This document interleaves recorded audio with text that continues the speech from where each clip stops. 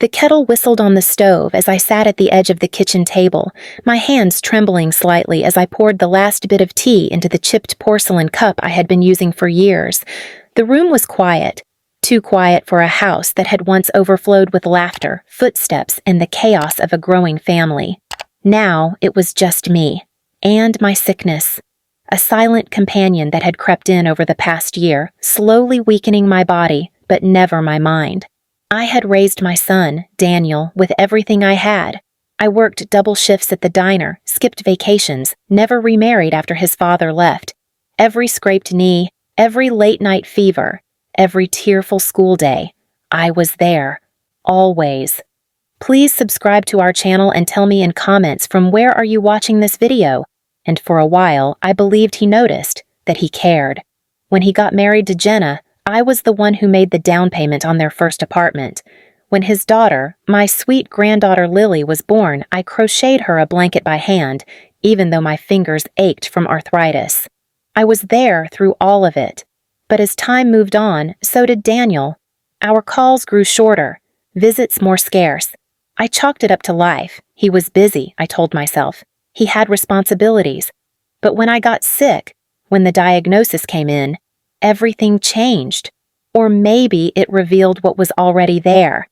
I remember sitting on the plastic chair in the hospital room after the doctor told me I had a degenerative condition. Manageable, but difficult. I called Daniel right after. I wasn't expecting a parade, just a little support. What I got instead was silence, no answer, no callback. Just a text. Sorry, Mom. Been slammed. Talk soon. That soon turned into weeks. Then months. I started falling behind on groceries. The furnace broke down and I slept with 3 layers on in the middle of winter. My neighbor Karen brought soup when she could, but she had her own family. Eventually, I swallowed my pride and called Daniel again. Maybe I could come stay with you for a bit, just until I'm stronger, I asked, voice brittle like old glass.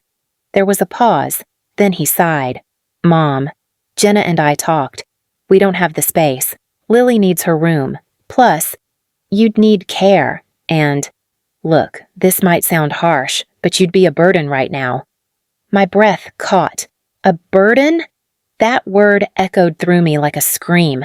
I said nothing, just hung up. He didn't call back. For 2 weeks, I stared at the window, watching snow collect on the sill. I started writing things down, not out of pettiness, but out of clarity. I had more than Daniel realized.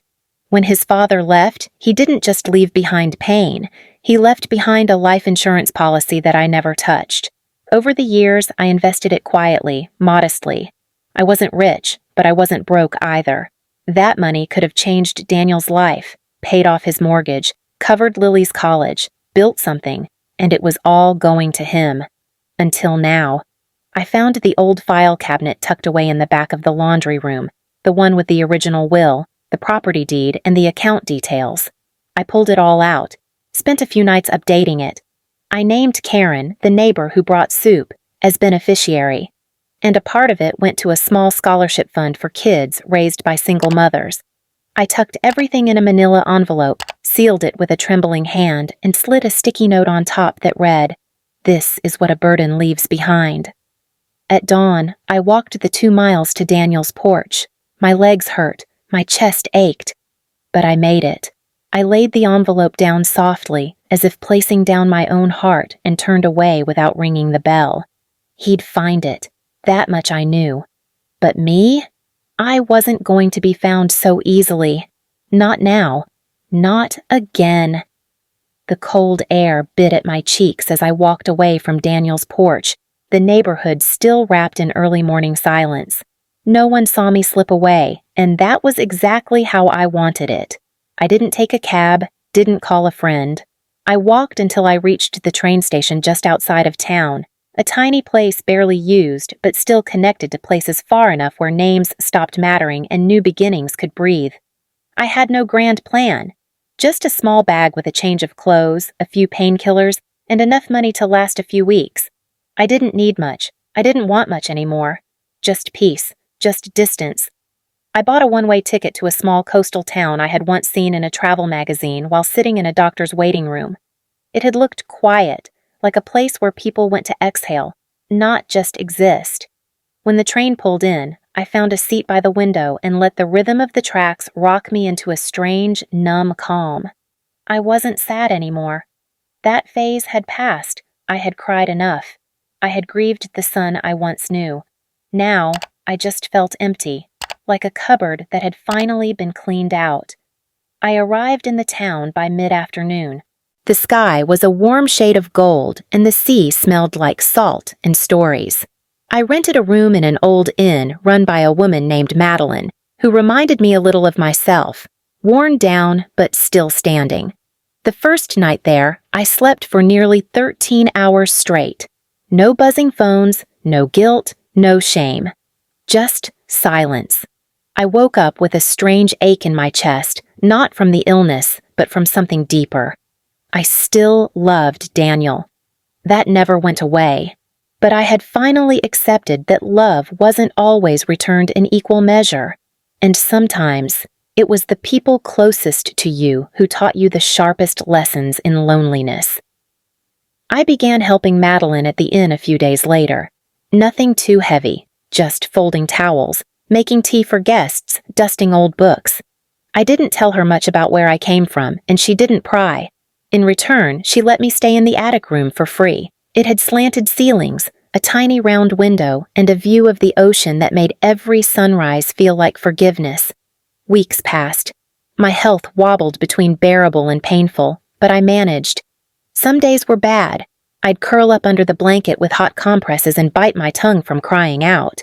But most days were peaceful, and that was more than I'd had in years. Back in my hometown, though, things were shifting. Daniel found the envelope a few hours after I left. Jenna said he just stood on the porch for 10 minutes, staring at the handwriting.